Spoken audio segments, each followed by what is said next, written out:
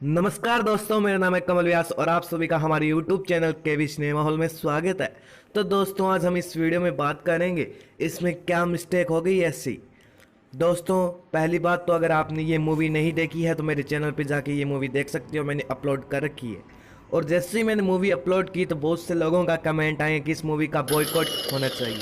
अर्थात ऐसा क्या हो गया है इस मूवी में जो इस मूवी का बॉयकॉट होना चाहिए? ऐसी क्या गलती हो गई डायरेक्टर साहब से? उन्हीं बातों का हम आज वर्णन करेंगे इस वीडियो में। दोस्तों, वीडियो स्टार्ट करने से पहले वीडियो को लाइक कर दें और चैनल को सब्सक्राइब नहीं किया है तो सब्सक्राइब करके बेल आइकन को प्रेस कर दें। तो देरी ना करते हम चलते हैं हमारी वीडियो की ओर और पता करते हैं इसकी मिस्टेक्स के बारे में।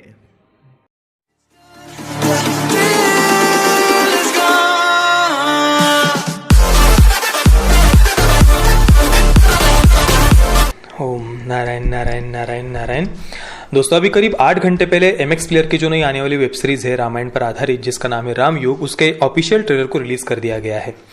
अभी करीब 3 या 4 दिन पहले ही इसके टीजर को भी रिलीज किया गया था। उस पर भी मैंने एक वीडियो बनाया हुआ है और उस वीडियो में इसके जो डायरेक्टर है कुणाल कोहली, उनके बारे में काफी विस्तार से मैंने चर्चा की है। तो अगर आपको उनके बारे में अधिक जानकारी चाहिए तो आप हमारा वो टीजर रिव्यू जरूर देखिए। अब बात करते हैं इसके ट्रेलर के बारे में। अब देखिए, MX प्लेयर और कुणाल कोहली, इनसे जो कुछ भी मैंने एक्सपेक्ट किया था, जो कुछ भी मेरे थॉट्स थे, विचार थे इसके ट्रेलर को लेकर कि भाई ऐसा ऐसा इसका ट्रेलर हो सकता है या होगा, जितना मैंने सोचा था उससे 1000 गुना ज्यादा भयानक एक्सपीरियंस इसके ट्रेलर ने मुझे दिया। मैं सच कहता हूं, इसका ट्रेलर देखने के बाद में मेरा मन इतना विचलित हो गया, इतना अशांत हो गया कि इसको देखने के तुरंत बाद मैंने यूट्यूब पर रामानंद सागर जी की रामायण को सर्च किया और तुरंत एक एपिसोड देख डाला। प्रभु श्री रामचंद्र जी और अगस्त्य मुनि के मिलन का मैंने एपिसोड देखा और सच कहता हूं, उस एपिसोड को देखने के बाद, पूरा एपिसोड ही नहीं, इवन केवल एक शुरुआत का एक वाक्य अरुण गोविल जी के मुंह से निकला हुआ केवल एक वाक्य सुनते ही मन को इतनी शांति मिली, ऐसा लगा जैसे तपती हुई मरुभूमि पर शीतल वर्षा हो गई हो, इतनी मन को शांति मिली।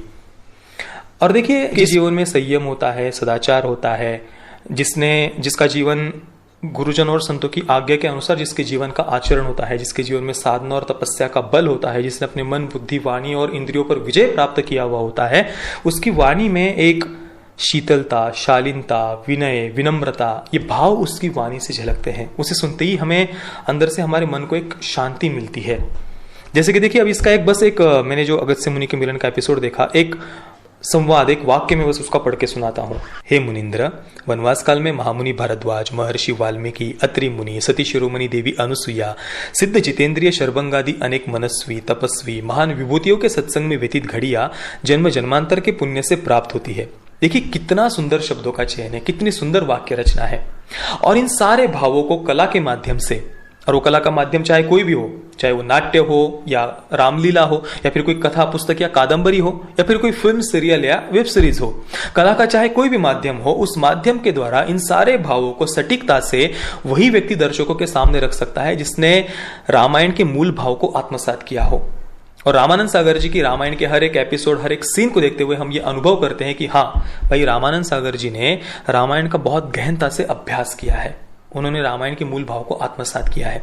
पर इसके बिल्कुल विपरीत रामयुग का ट्रेलर अगर हम देखें तो पूरे ट्रेलर में बस चिल्ला चोट मचा कर रखी है, बस सारे कैरेक्टर्स बस चीख रहे हैं, चिल्ला रहे हैं, जैसे कोई गली का कोई टपोर या गुंडा हो, उस प्रकार से यहाँ ये एक्टर्स डायलॉग डिलीवरी दे रहे हैं। यहां तक कि हनुमान जी और प्रभु श्री रामचंद्र जी की भी जो दो संवाद हमें इस ट्रेलर में सुनने को मिलते हैं, वहां पर भी उनको बहुत ज्यादा चिल्लाकर बोलते हुए दिखाया है, जो कहीं से भी सही नहीं लगता, बहुत ज्यादा गलत लगता है। जैसे कि देखिए, हनुमान जी एक सीन में रावण के सामने कैसे बोलते हैं, ये चीख नहीं, युद्ध की हुंकार है। भाई, हनुमान जी परम ज्ञानी है, चारों वेदों के ज्ञाता है। इसके बाद राम जी एक सीन में कैसे उनको बोलते हुए दिखाया, देखिए, आकाश सुने, पाताल सुने, मैं सूर्यवंशी रामचंद्र प्रण लेता हूं कि पृथ्वी को राक्षसों से मुक्त करूंगा। कितना गलत लगता है ये। देखिए, प्रभु श्री रामचंद्र जी ने गुरु वशिष्ठ जी के ज्ञान को आत्मसात किया था, और जो ऐसे आत्मज्ञान को आत्मसात करने वाले ज्ञानी होते हैं, उनकी वाणी में एक शालीनता, शीतलता होती है, उनकी वाणी में वो आवेग नहीं होता और वे किसी भी परिस्थिति में विचलित नहीं होते, स्थिर रहते हैं। पर वो स्थिर गंभीरता, संयम, शालीनता, विनम्रता, विनय कहीं पर भी हमें प्रभु श्री रामचंद्र जी के पात्र में यहां पर देखने को नहीं मिलता। और डायलॉग्स की अगर हम बात करें तो देखिए, विश्वामित्र जी को एक सीन में क्या बोलते हुए दिखाया है, वे कह रहे हैं कि भाई अशुभ के हाथ में शक्ति नहीं जानी चाहिए, शुभ के हाथ में शक्ति होनी चाहिए और भारत को हमें बचाना है। और मतलब ऐसे कौन से आपने कहां से ये संदर्भ लिए हैं? वाल्मीकि रामायण से संदर्भ लिए हैं, रामचरितमानस से संदर्भ लिए हैं, कहां से आपने ये संदर्भ लिए हैं? गुरु विश्वामित्र जी जब ताड़कावध के लिए राम जी और लक्ष्मण जी को अपने साथ लेकर के जाते हैं, तब भी वहां पर उनसे कहते हैं कि हे राम, संत, ऋषि, मुनि, ज्ञानी जन, देवता, ये सारे के सारे आज राक्षसों के अत्याचार से पीड़ित हो गए हैं। यज्ञ आदि जितने भी धर्म कार्य हैं उनमें राक्षस बाधा डाल रहे हैं। तो हे राम, ऐसे में तुम्हारा कर्तव्य है कि संत, ऋषि, मुनि, देवता, इनको राक्षसों के इन अत्याचार से तुम मुक्त करो। ये वहां पर वे कहते हैं ना। पर यहां पर देखिए विश्वामित्र जी कुछ और ही बोल रहे हैं, और अब इसका संदर्भ उन्होंने कहां से लिया पता नहीं। ये तो हो गई डायलॉग्स की बात। अब वेशभूषा की अगर हम बात करें तो देखिए विश्वामित्र जी को ही सफेद वस्त्र पहने हुए दिखाया है। मतलब जो हमारे ऋषि मुनियों के जो भगवा वस्त्र होते थे उसको उन्होंने बस गायब कर दिया, सफेद वस्त्र में दिखा दिया। प्रभु श्री रामचंद्र जी, लक्ष्मण जी, हनुमान जी, इन्होंने कहीं पर भी जनेऊ तक नहीं पहना हुआ। तो इसी से हमें पता चलता है कि कितना अभ्यास इन्होंने रामायण का किया हुआ होगा। और प्रभु श्री रामचंद्र जी, लक्ष्मण जी, इनके जो वनवास जाते समय के जो वस्त्र दिखाए हैं वो इतने मैले कुचले दिखाए हैं।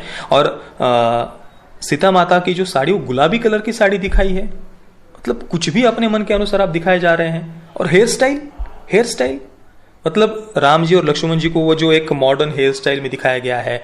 इवन रावण की भी जो एक ऐसे खड़े बाल ऊपर दिखाए हैं ना, मतलब वो कोई रॉक स्टार वगैरह आप दिखा रहे हैं कि मतलब क्या दिखाना चाह रहे हैं आप? ये क्या हेयर स्टाइल, और कहां से ऐसी हेयर स्टाइल उस समय?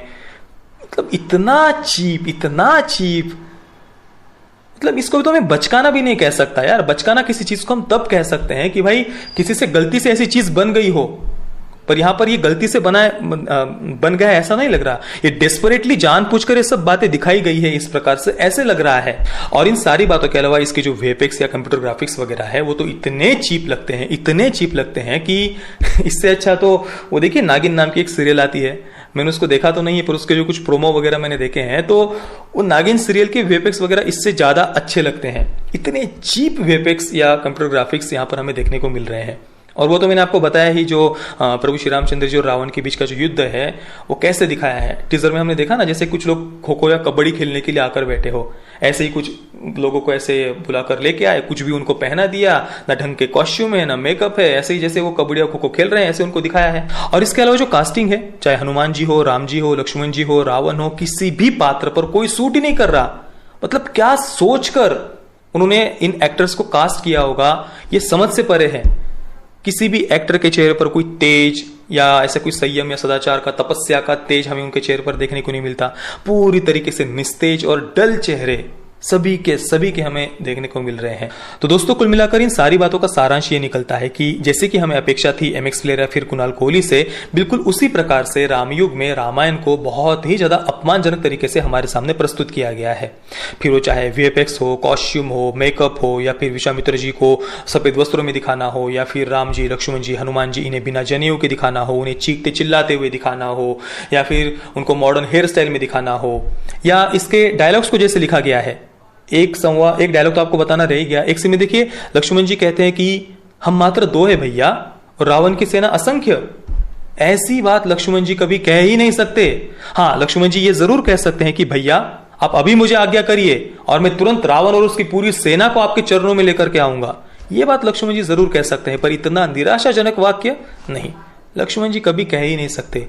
तो पता नहीं इसके मेकर्स ने कहां से कौन से संदर्भ लिए हुए हैं, पता नहीं। मतलब अपने मन का ही कुछ अलग ही रामायण उन्होंने यहाँ पर प्रस्तुत किया है, जो कि बहुत ही ज्यादा अपमानजनक हमें कम से कम ट्रेलर से लग रहा है।